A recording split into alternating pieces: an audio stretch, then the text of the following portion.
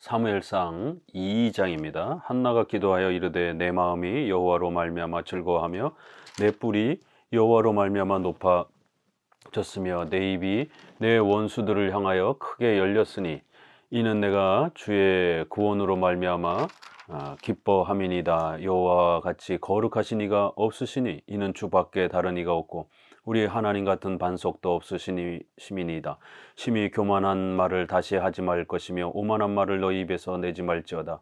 여호와는 지식의 하나님이시라 행동을 달아 보시느니라. 용사의 활은 꺾이고 넘어진 자는 힘으로 띠를 띠도다. 풍족하던 자들은 양식을 위하여 품을 팔며 줄이던 자들은 다시 줄이지 아니하도다. 전에 임신하지 못하던 자는 7을 낳았고 많은 자녀를 둔 자는 쇠약하도다. 여호와는 죽이기도 하시고 살리기도 하시며 수월에서 내리기도 하시고 거기에서 올리기도 하시는도다. 여호와는 가난하게도 하시고 부하게도 하시며 낮추시기도 하시고 높이시기도 하시는도다. 가난한 자를 진토에서 일으키시며 빈궁한 자를 거름더미에서 올리사 귀족들과 함께 앉게 하시며 영광의 자리를 차지하게 하시는도다. 땅의 기둥들은 여호와의 것이라. 여호와께서 세계를 그것들 위에 세우셨도다. 그가 그의 거룩한 자들의 발을 지키실 것이요 악인들을 흑암 중에서 잠잠하게 하시리니 힘으로는 이길 사람이 없음이로다. 여호와를 대적하는 자는 산산이 깨어질 것이라. 하늘에서 우레로 그들을 치시리로다. 여호와께서 땅끝까지 심판을 내리시고 자기 왕에게 힘을 주시며 자기의 기름 부음을 받은 자의 뿔을 높이시리로다. 하리라. 엘가나는 라마의 자기 집으로 돌아가고 그 아이는 제사장 엘리 앞에서 여호와를 섬기니라.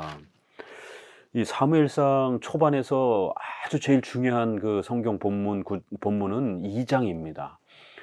사무엘하에서는 사무엘 7장의 그 언약을 맺어주시는 왕국 언약이 중요하다라면 이제 이 사무엘상에서 제일 중요한 비중이 큰 본문은 2장입니다.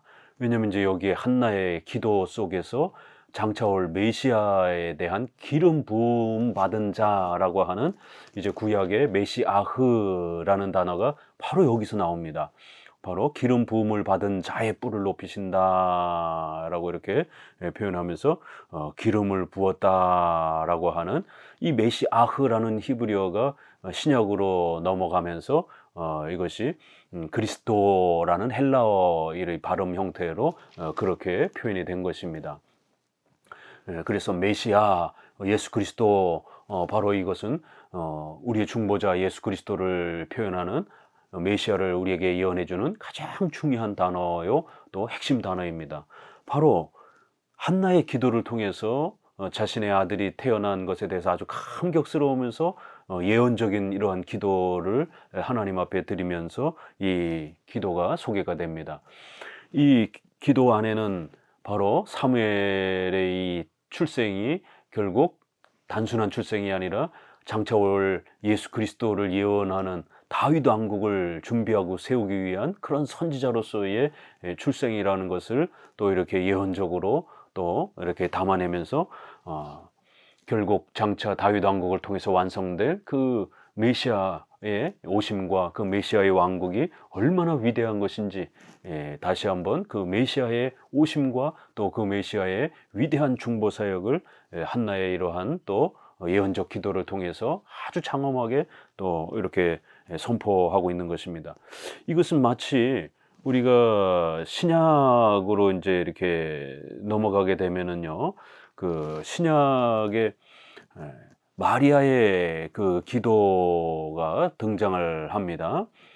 마리아의 기도 속에도 보게 되면 마리아가 이제 또 천사의 또 이러한 계시를 받으면서 자신의 잉태한 그 아이가 장차 어떤 그러한 사역을 하게 될 것인지 어떠한 또 부름을 받을 것인지에 대한 또 놀라운 메시아로서의 또 이러한 또 사역과 기름 부음 받은 자 그리스도로서의 중보자로서 이제 장차 위대한 그러한 역사를 펼쳐갈 것을 이제 마리아가 그 임신하고 출생하는 그 과정 속에서 마리아의 그 찬가라고 하는 노래라고 하는 그 형태 속에 메시아에 대한 이 위대한 예언이 이렇게 소개가 되는 것처럼 여기서도 한나의 이 기도를 통해서 아주 놀라운 위대한 그 표현이 소개가 되고 있는 것입니다. 이것은 또 사무엘하 22장에 보게 되면 이제 다윗이 최종적으로 인제 하나님 앞에 기도하면서 사무엘 상하가 이제 마감이 되면서 다윗의 노래가 소개가 됩니다. 거기에 인제 하나님이 자신에게 주셨던 왕국을 에 대한 그 장엄한 감격스러움을 소개하면서 거기에도 인제 다윗이 노래 형태로 다윗의 그러한 또 왕국의 감격스러움과 그 왕국의 주인인 바로 메시아의 통치와 다스림을 아주 감격스럽게 노래하는 장면이 나오기도 합니다. 이렇게 한나의 이 기도로 표현된 이 내용은 장차 오실 메시아의 등장을 예고해 주는 아주 놀라운 기름 부음 받은 자가 오실 것이다라고 하는 그 기름 부음 받은 자의 뿔과 그 권능과 능력이 얼마나 위대한 것인지를 이제 이렇게 소개를 합니다. 특별히 이제 하나님의 그 속성과 관련해서 그 기름 부음 받은 자가 하나님이시다라는 하나님의 속성에 대한 또 창조주요 구속주라고 하는 이러한 그 속성에 대한 많은 내용들이 1절부터 소개가 됩니다. 내 뿔을 높이신다. 그래서 뿔은 권세와 왕권 이런 부분들을 이렇게 소개하면서 이제 뿔이 높아진다. 이 기름 부음 받으신 자를 이렇게 뿔로 또 이렇게 변하기도 하고요. 내 입이 내 원수들을 향하여 크게 열렸으니 내가 주의 구원으로 말미암아 기뻐한다. 이 사무엘을 낳았는데 사무엘을 낳은 것하고 아브라함에게 약속했던 자손의 언약과 가나안 땅에 대한 이 구원에 대한 이 은혜 언약에 대한 약속이 사무엘을 낳은 것하고 무슨 상관입니까? 한나는 하나님의 은혜 속에서 그러한 놀라운 예언적 내용을 담아냈던 겁니다. 바로 그 아브라함이 주셨던 그 은혜 언약이 장차 이제 이 사무엘의 이러한 섬김과 사역을 통해서 다윗 왕국을 준비하게 될 것이고 그 다윗 왕국은 바로 메시아의 그러한 그 왕국으로 이어질 것이다라고 하는 그러한 감격스러운 주의 구원의 위대한 역사가 이제 하나님께서 사무엘을 부르시고 그 사무엘을 준비시켜서 다윗 왕국을 세우시면서 이제 본격적으로 또 펼쳐질 것을 이렇게 감격해하는 겁니다. 여호와 같은 거룩하신 이가 없다. 주밖에는 다른 이가 없고 소리문답 사문에도 살아계시고 참되신 하나님은 유일하신 하나님 한 분뿐입니다. 삼일체 되신 한 분뿐입니다. 이렇게 하나님의 자존성에 대한 아주 중요한 고백이 소개됩니다. 세상에 있는 모든 신들이라 불리는 건 전부 다 가짜라는 겁니다. 오직 성경에서 말하는 하나님만이 유일하신 하나님이라 이런 고백.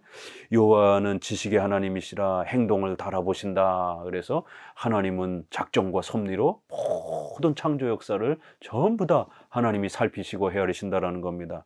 그래서 용사의 활을 꺾고 풍족하던 자들의 양식을 위하여 품을 팔고 또 줄이던 자들은 다시 줄이지 아니하고 인간의 생사 화복 전체를 지배하신다라는 거예요. 죽이기도 하시고 살리기도 하시고 내리기도 하시고 높이시기도 하시고 이렇게 낮추기도 하고 높이기도 하는 이런 모든 우리 인류 역사의 모든 흥망성쇠가 하나님의 섭리의 통치의 손길 안에서 이루어진다라는 겁니다.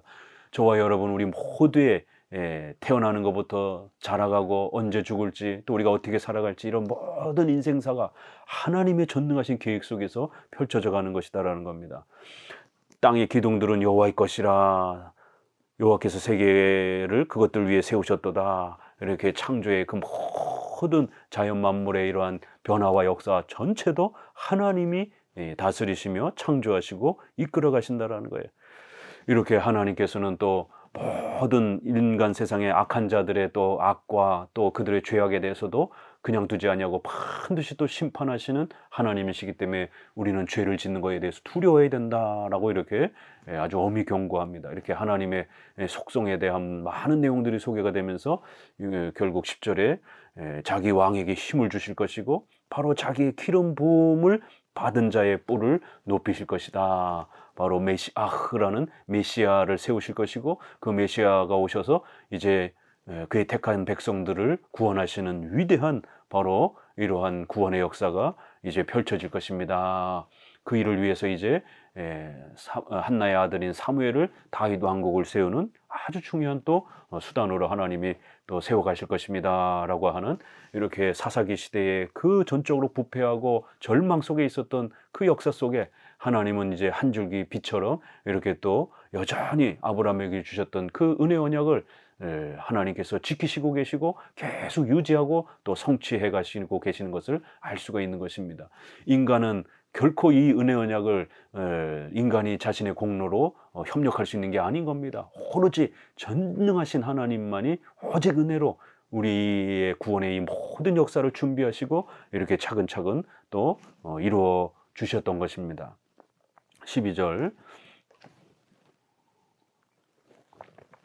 엘리의 아들들은 행실이 나빠 여호와를 알지 못하더라. 그 제사장들이 백성에게 행하는 관습은 이러하니 곧 어떤 사람이 제사를 드리고 그 고기를 삶을 때에 제사장의 사환이 손에 새 갈고리를 가지고 와서 그것으로 냄비에나 솥에나 큰 솥에나 가마에 찔러 넣어 갈고리에 걸려 나오는 것은 제사장이 자기 것으로 가지고 실로에서 그곳에 온 모든 이스라엘 사람에게 이같이 할 뿐 아니라 기름을 태우기 전에도 제사장의 사환이 와서 제사 드리는 사람에게 이르기를 제사장에 구워 드릴 고기를 내라. 그가 내게 삶은 고기를 원하지 아니하고 날 것을 원하신다 하다가 그 사람이 이르기를 반드시 먼저 기름을 태운 후에 내 마음이 원하는 대로 가지라 하면 그가 말하기를 아니라 지금 내게 내라. 그렇지 아니하면 내가 억지로 빼앗으리라 하였으니 이 소년들의 죄가 여호와 앞에 심히 크면 그들이 여호와의 제사를 멸시함이었더라.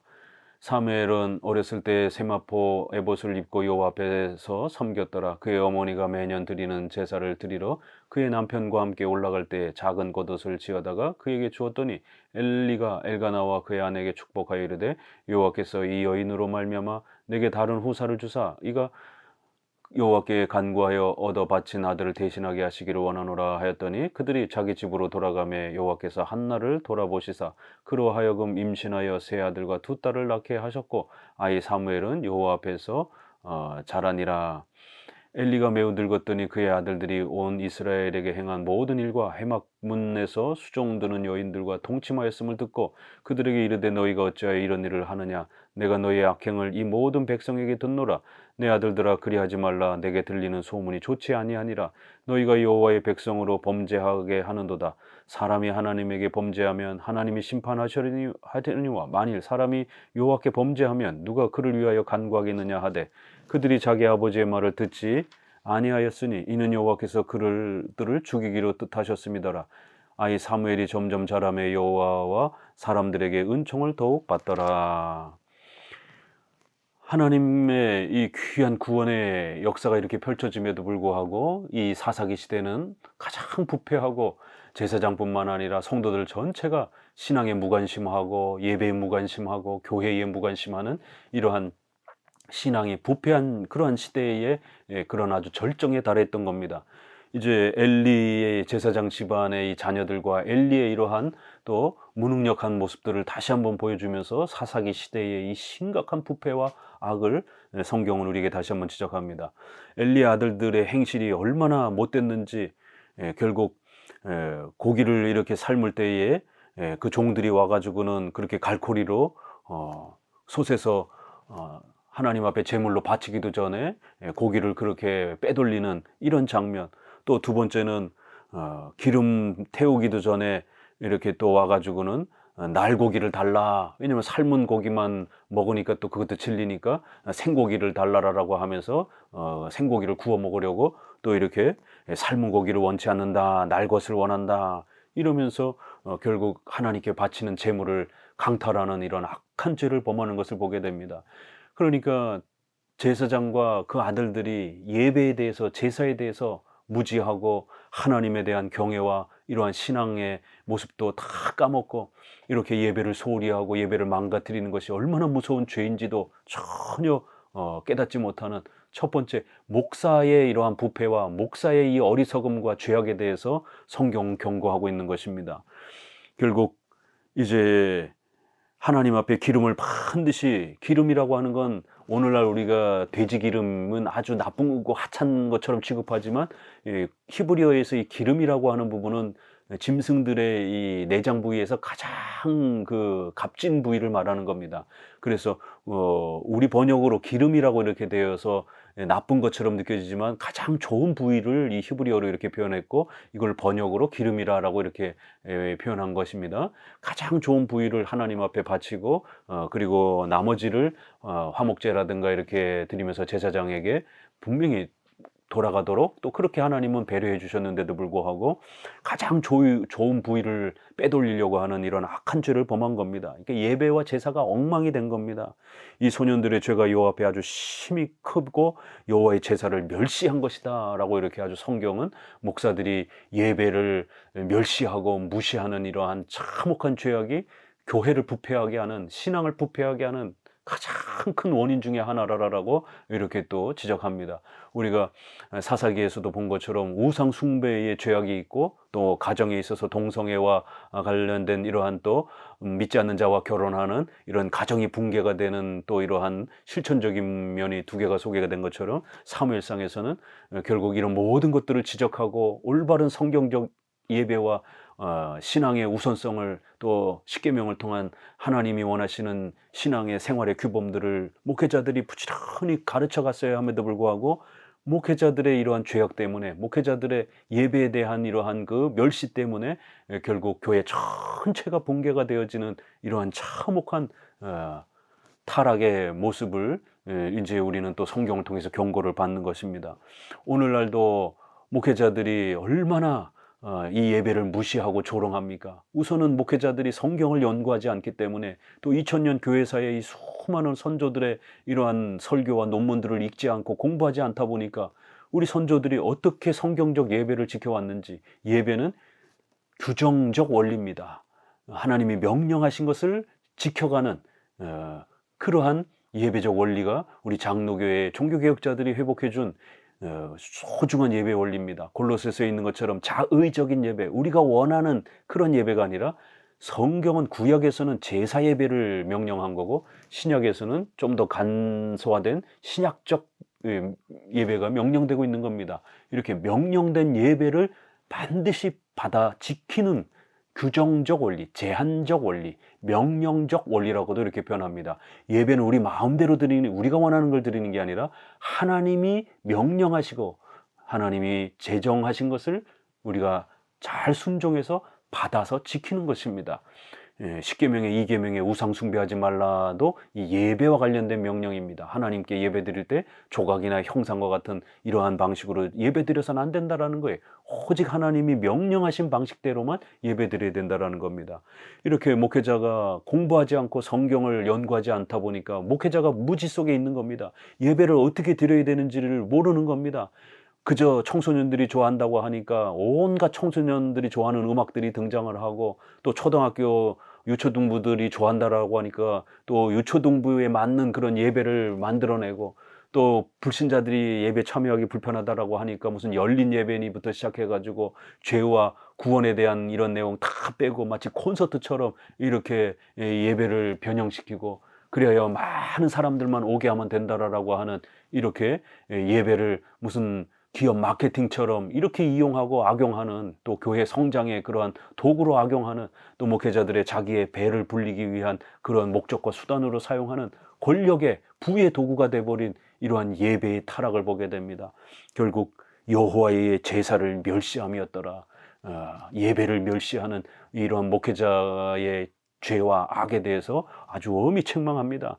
하나님께서는 이 엘리 제사장과 그 자녀들에게 결국 죽음이라고 하는 무서운 심판을 내리셔서 결국 이 가문의 제사장의 그 모든 대를 다 끊어버리십니다. 나중에는 사독 집안으로 옮겨갑니다. 결국 이 무서운 징계가 결국 실천되어지고 하나님이 경고한 대로 이제 우리가 열왕기상 2장 26절 27절에 보게 되면 결국 솔로몬 시대에 이 아비아달 결국 그 제사장이 나옵니다. 그때 아도니아의 이 반란에 아비아달 제사장이 동참을 하면서 결국 완전히 쫓겨나가고 사독 가문이 다시 이제 제사장으로 채용이 됩니다. 하나님이 경고했던 대로 그대로 성취가 되는 겁니다.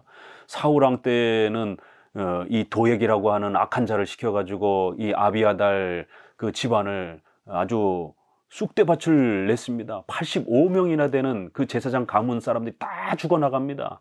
이렇게 아주 처참하게 하나님 앞에서 무서운 죽음의 심판을 받습니다. 예배를 멸시하는 이러한 성경적 예배를 드리지 않는 이러한 목회자들의 무지와 죄는 반드시 하나님 앞에 벌을 받는다는 걸 명심하셔야 됩니다. 왜 우리 장로교가 지난 수천 년 동안 종교개혁 이후로도 500년 동안 예배를 단순하게 또 험숙하고 경건하게 이렇게 단순성과 엄숙성이라고 하는 규정적 원리로 예배를 고집하는지를 아셔야 되는 겁니다. 예배는 우리가 재미나게 드리는 게 아니라 시끄럽고 막 그렇게 붕짝붕짝붕짝 하면서 그렇게 우리의 즐거움을 목적으로 하는 게 아니라 경건하게 신 앞에 하나님을 섬기는 목적으로 하나님이 원하시는 방식으로 그렇게 예배를 드리는 것입니다. 결국 이러한 엘리 가문의 이러한 부패와 대조해서 이제 사무엘이 이제 점점 이렇게 준비되어지는 모습을 봅니다.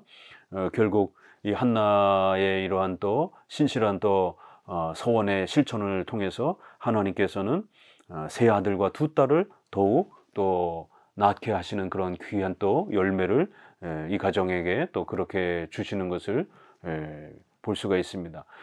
그렇지만 이제 이 엘리의 이 아들들은 얼마나 사악하고 더 타락해 가는지 회막문에서 수종하는 여인들과 동침을 하는, 정식 결혼도 아니고 이렇게 성폭행을 통해서 간음을 행하는, 이렇게 성막에는 여러 가지 잡일을 하는 또 많은 또 그러한 여인들이 있었는데, 그러한 그 여인들을 강제로 그렇게 간음하는 또 이런 성폭행을 저지른 것입니다. 그럴 때 엘리의 또 문제는 자기들의 이러한 자녀들을 엄히 꾸짖었고 책망하고 이들이 이 성막일을 보지 못하도록 엄히 이렇게 분리를 시켜야 되는데, 내 아들아 그리하지 말라, 내게 들리는 소문이 좋지 않다, 이 정도만 이렇게 권면을 하는 것입니다. 결국 이제 뒷부분에 보게 되면 하나님께 대한 예배보다 29절에 내 아들들을 나보다 더 중히 여겼다, 이렇게 이제 책망받는 장면이 나오는 것처럼 호되게 꾸짖지 않고 그냥 걱정스러운 정도로만 이렇게 그 아버지가 자식들에 대한 편애 때문에 자식들을 엄히 꾸짖지 못하는 이러한 실수를 저지른 것입니다. 조금 더 호되게 아주 엄히 책망을 하면서 그 죄를 짓지 못하도록 부모가 신앙 교육을 했더라면 그 자식들이 이렇게까지 망가졌겠습니까? 결국 첫 번째는 부모가 자녀들에게 신앙 교육을 제대로 시키지 못한 바로 이 신앙 교육의 게으름과 나태함 때문에 엘리 집안이 이렇게 쑥대밭이 나는 부모의 죄가 먼저 있는 것이고, 또 그 자녀들은 또 자녀들대로 하나님 앞에서 예배를 무시하고 성전의 이러한 소중한 하나님의 제사 제도를 함부로 깔보고 조롱한, 하나님의 말씀을 무시한 이러한 악에 대해서 하나님은 아주 엄중하게 이제 이들을 죽음으로 벌하시려고 그렇게 준비하셨다라고 이렇게 말합니다. 그리하여 하나님의 작정과 섭리 속에서 결국 그 아이들이 부모의 꾸중도 적절한 일반적 꾸중조차도 듣지 않는 그러한 상태에 이르렀다라고 하면서 하나님이 죽이기로 작정하시고 섭리하셨다라는 것과 사무엘의 자녀들이 엘리의 자녀들이 부모의 말을 듣지 않았다라는 그들의 죄의 책임이 서로 조화를 이루는 것을 보게 됩니다. 이렇게 성경은 항상 허용적 작정이라는 이런 방식을 통해서 인간의 죄에 대한 책임은 분명히 그 자녀들에게 있는 것입니다. 그럼에도 불구하고 또 하나님께서 허용적 작정이라고 하는 하나님의 주권적 섭리를 통해서 결국 이제 하나님이 그들을 죽이기로 작정하셨기 때문에 결국 가벼운 부모의 그러한 책망조차도 이제는 듣지 않고 죄를 돌이키지 않는 이러한 하나님의 절대 주권적인 간섭과, 그러면서도 인간의 죄에 대한 책임이 아주 절묘하게 조화를 이루면서 이 모든 역사가 하나님이 계획하신 바대로 그렇게 진행되고 있음을, 하나님의 심판의 이러한 주권적 역사가 어떻게 진행되는지, 또 거기에 인간의 죄에 대한 책임을 어떻게 우리가 짊어져야 되는지를 아주 놀랍게 그들을 죽이기로 뜻하셨다라고 이렇게 아주 엄히 경고합니다. 27절, 하나님의 사람이 엘리에게 와서 그에게 이르되 여호와의 말씀이 너의 조상의 집이 애굽에서 바로의 집에 속하였을 때 내가 그들에게 나타나지 아니하였느냐? 이스라엘 모든 지파 중에서 내가 그들을 택하여 내 제사장으로 삼아 그가 내 제단에 올라 분향하며 내 앞에서 에봇을 입게 하지 아니하였느냐? 이스라엘 자손이 드리는 모든 화제를 내가 내 조상의 집에 주지 아니하였느냐? 너희는 어찌하여 내가 내 초소에서 명령한 내 제물과 예물을 밟으며 내 아들들을 나보다 더 중히 여겨 내 백성 이스라엘이 드리는 가장 좋은 것으로 너희들을 살찌게 하느냐? 그러므로 이스라엘의 하나님 나 여호와가 말하노라. 내가 전에 내 집과 내 조상의 집이 내 앞에 영원히 행하리라 하였으나 이제 나 여호와가 말하노라. 결단코 그렇게 하지 아니하리라. 나를 존중히 여기는 자를 내가 존중히 여기고 나를 멸시하는 자를 내가 경멸하리라. 보라, 내가 내 팔과 내 조상의 집 팔을 끊어 내 집에 노인이 하나도 없게 하는 날이 이를지라. 이스라엘에게 모든 복을 내리는 중에 너는 내 처소에 환난을 볼 것이요 내 집에 영원토록 노인이 없을 것이며 내 제단에서 내가 끊어버리지 아니할 내 사람이 내 눈을 쇠잔하게 하고 내 마음을 슬프게 할 것이요 내 집에서 출산되는 모든 자가 젊어서 죽으리라. 내 두 아들 흠니와 비나스가 한날에 죽으리니 그 둘이 당할 그 일이 내게 표징이 되리라. 내가 나를 위하여 충실한 제사장을 일으키리니 그 사람은 내 마음 내 뜻대로 행할 것이라. 내가 그를 위하여 견고한 집을 세우리니 그가 나의 기름 부음을 받은 자 앞에서 영구히 행하리라. 그리고 내 집에 남은 사람이 각기 와서 은 한 조각과 떡 한 덩이를 위하여 그에게 엎드려 이르되 청하노니 내게 제사장의 직분 하나를 맡겨 내게 떡 조각을 먹게 하소서 하리라 하셨다 하니라. 결국 엘리와 그 자녀들의 죄악에 대해서 하나님은 더 이상 두고 보지 아니하고 다른 선지자를 세워서 이제 엘리 가문이 어떻게 죽음으로 하나님 앞에 무서운 벌을 받을 것인지에 대해서 경고합니다. 29절에 내가 명령한 내 제물과 예물, 이렇게 예배 제사는 하나님이 명령하신 것을 받아서 우리가 지키는 것이지 우리 마음대로 우리가 즐기고 싶은 거를 예배로 그렇게 행하는 게 아니라는 걸 알 수가 있습니다. 하나님이 명령한 제물과 제사, 바로 이거를 무시하고 조롱했다라는 거예요. 아들들을 나보다 더 중히 여기면서 그렇게 결국 부모로서의 책임도 다하지 못했다라고 이렇게 책망을 합니다. 결국 모든 자가 젊어서 죽을 것이고 노인이 없을 것이고 결국 너희 집안 모두가 멸절할 것이다라고 이렇게 엄중히 경고했고 결국 그것은 열왕기상 2장 26절에 또 사무엘상 22장에 또 이렇게 사울 왕을 통해서 또 한 번은 솔로몬 왕 시대에 이렇게 두 번에 걸쳐서 결국 엘리 집안의 모든 그 가문이 결국 제사장 가문에서 쫓겨나고 죽임을 당하는 이러한 아주 엄중한 심판과 책망을 받는 것을 볼 수가 있습니다. 특별히 30절에 나를 존중히 여기는 자를 내가 존중히 여기고 나를 멸시하는 자를 내가 경멸할 것이다 라고 하는 이 메시지는 오늘 우리가 꼭 기억해야 되는 말씀입니다. 하나님의 말씀을 우습게 여기고 하나님이 명령한 예배를 조롱하고 깔보는 이러한 행위들을 하나님이 얼마나 무섭게 징계하시는지를 기억하셔야 되는 겁니다. 장로교 예배가 아무리 딱딱해 보이고 또 재미없어 보여도 그것은 바로 성경이 명령한 그러한 예배적 질서인 것입니다. 구약에는 제사적 예배였고 신약에는 말씀 중심의 강해 설교, 또 그리고 이제 이러한 시편 찬송은 구약에서도 신약에서도 2000년 동안 그렇게 불러왔던 예배적 찬송입니다. 그런데 오늘날 시편 찬송이 다 사라져 버렸습니다. 시편 찬송, 그 다음에 또 성찬, 자주 성찬을 집례하는 이런 부분들, 교리문답, 이런 교육, 장로 정치, 제도, 이렇게 성경의 신약적 예배의 아주 중요한 요소들이 소개되었고 이걸 우리 종교개혁자들은 회복해서 예배적 규범으로 그렇게 구성을 해주고 장로교는 이 예배적 규정을 지금까지 지켜오고 있는 것입니다. 하나님이 명령하신 것을 우리는 존중히 여기고 그거를 잘 지켜내려고 또 우리 후손대에 계속해서 이렇게 예배드려야 하나님 앞에 성경적 예배라고 그렇게 우리는 또 고백하면서 그 예배의 단순성과 엄숙성을 잘 보존하면서 규정적 원리로서의 예배를 우리는 또 그렇게 존중하는 겁니다. 이렇게 성경적 예배를 존중할 때 그러한 목회자와 또 그러한 성도들을 하나님이 존귀히 여기시겠다라는 거예요. 나를 존중히 여기는 자를 내가 존중히 여기고 하나님을 멸시하는 자는 아주 무섭게 징계하실 것이다라는 것을 꼭 명심하셔야 됩니다.